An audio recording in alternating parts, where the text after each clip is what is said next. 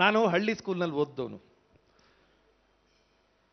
ನಾವು ಸ್ವಾತಂತ್ರ್ಯ ದಿನಾಚರಣೆ ಮಾಡಿದ್ರೆ ನಮ್ಮ ಹಳ್ಳಿ ಜನ ಅಂತ ಎಲ್ಲ ಅನ್ಕೋತಾ ಇದ್ರು ಸ್ವಾತಂತ್ರ್ಯ ಅಂದ್ರೆ ಈ ಸ್ಕೂಲ್ ಹುಡುಗರಿಗೆ ಮಾತ್ರ ಬಂದೈತಿ ಅಂತ.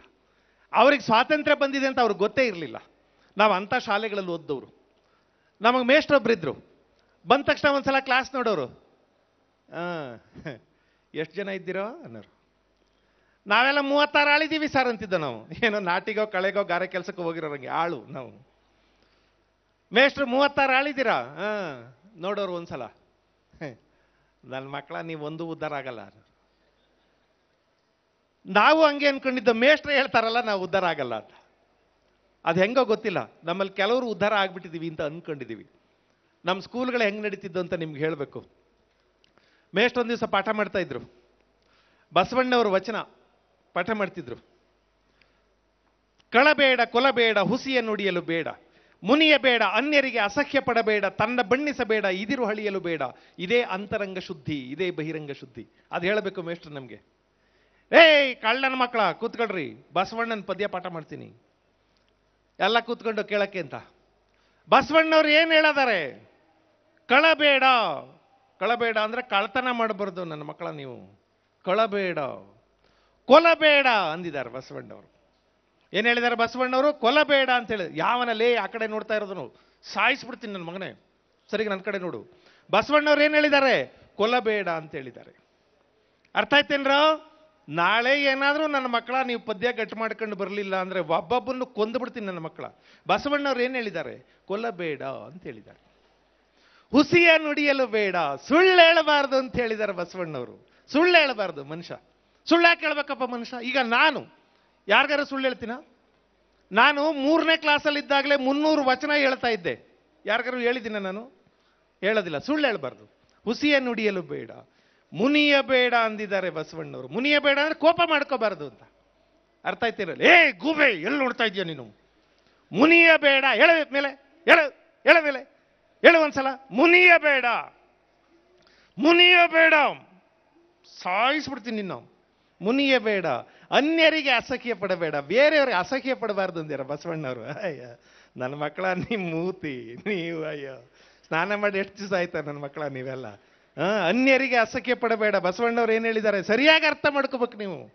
ಅನ್ಯರಿಗೆ ಅಸಹ್ಯ ಪಡಬೇಡ. ಎಲ್ಲ ಹಳ್ಳಿ ನನ್ನ ಮಕ್ಕಳು, ನೀವು ಉದ್ಧಾರ ಆಯ್ತೀರ ನೀವು.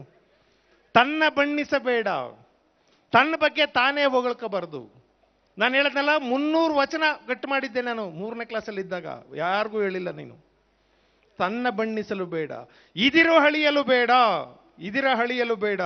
ಎದುರಿಗಿದ್ದವ್ರನ್ನ ಬೈಬಾರ್ದು, ಬೈಬಾರ್ದು. ಯಾವನ ಅವನು? ಸರಿ ಕೇಳಿಸ್ಕೊ. ಇದಿರ ಹಳಿಯಲು ಬೇಡ, ಇದೇ ಅಂತರಂಗ ಶುದ್ಧಿ ಇದೇ ಬಹಿರಂಗ ಶುದ್ಧಿ. ನಾವು ಹೇಳಿದ ಮಾತಿಗೆ ನಾವೇ ಉದಾಹರಣೆ ಆಗದೆ ಇದ್ರೆ ಯಾರು ಕೇಳೋದಿಲ್ಲ ಮಾತುಗಳನ್ನ.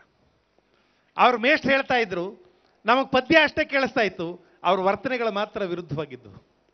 ಬಂಧುಗಳೇ, ಇಂಥ 1000 ಉದಾಹರಣೆಗಳು ನಮ್ಮ ಸುತ್ತಮುತ್ತ ಬಿದ್ದು ಒದ್ದಾಡ್ತಾ ಇರ್ತವೆ. ನಾವೆಲ್ಲ ಹಾಸ್ಯ ಮಾಡ್ತೀವಲ್ಲ, ಎಲ್ಲಿಂದನೋ ಶೂನ್ಯದಿಂದ ಏನೋ ಎತ್ಕೊಂಡು ಬರೋದಿಲ್ಲ. ನಮ್ಮ ಸುತ್ತಮುತ್ತ ಈ ಥರದ ಘಟನೆಗಳು ನಡೀತಿರ್ತವೆ.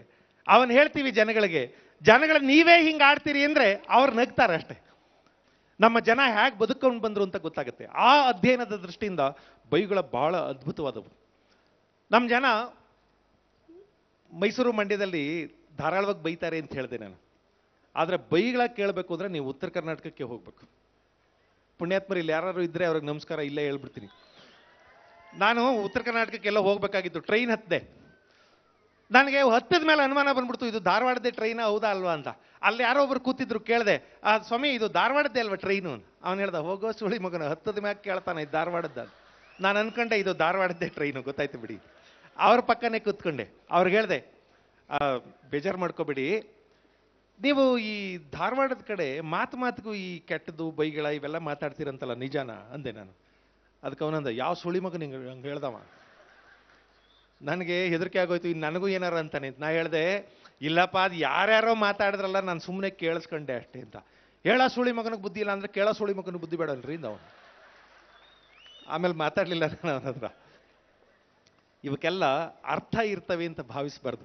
ನಾನು ನೋಡಿದ್ದೀನಿ, ಯಾರ್ದೋ ಸ್ನೇಹಿತರ ಮನೆಗೆ ಹೋದೆ, ಅವ್ರ ತಂಗಿಗೆ ಮಗು ಆಗಿತ್ತು. ಅವ್ರು ನನ್ನ ಜೊತೆಲಿ ಕರ್ಕೊಂಡೋದ್ರು.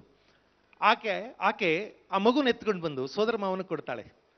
ನಿಮ್ಮ ಮಾವ ಈಗ ಬಂದ ನೋಡಿ ನಿನ್ನ ನೋಕಡ್ 3 ತಿಂಗಳು ಮಗೋದು ನಿನ್ ನೋಡಕ್ಕ ಈಗ ಬಂದ ನೋಡಿ ನಿಮ್ಮ ಮಾವ ತಗೋ ತಗೋ ತಗೋ ನಿನ್ನ ಸೊಸಿ ಹಂಗದಾಳು ನೋಡು ಅಂದ. ಇವ ಮಾವ ಎತ್ಕೊಂಡ ಮಗುನ ಹರಪನಹಳ್ಳಿ ಹತ್ರ ಒಂದೂರು ಎತ್ಕೊಂಡ. ಅಲ್ಲಲ್ಲಲ್ಲಲ್ಲಿ ರಂಡಿ ಏನ್ ಚೆನ್ನಾಗಿದ್ಯಲ್ಲ ಏನೇನು 3 ತಿಂಗಳು ಮಗುಗೆ ಮಾವ ಮಾಡ್ತಿರೋ ಆಶೀರ್ವಾದ ಇದು. ಬಾರಲ್ಲೇ ರಂಡಿ ಕಡ್ಕಂಡು ತಿನ್ನಂಗಿಲ್ಲ ಲೇ ಬೊಟ್ಟು ಬಿಡು ಹಿಡ್ಕೊಂಬೇಡ ಬೊಟ್ಟು ಬಿಡು ಮೆಟ್ನ ಕೊಡ್ತೀನಿ ನಿನಗೆ ಬೊಟ್ಟು ಬಿಡು. 3 ತಿಂಗಳು ಮಗುಗೆ ಮೆಟ್ನ ಕೊಡ್ತಾನಂತೀವ್ನು. ಇವಕ್ಕೆಲ್ಲ ಅರ್ಥ ಇವೆ ಅಂತ ಅನ್ಕೋಬಾರ್ದು.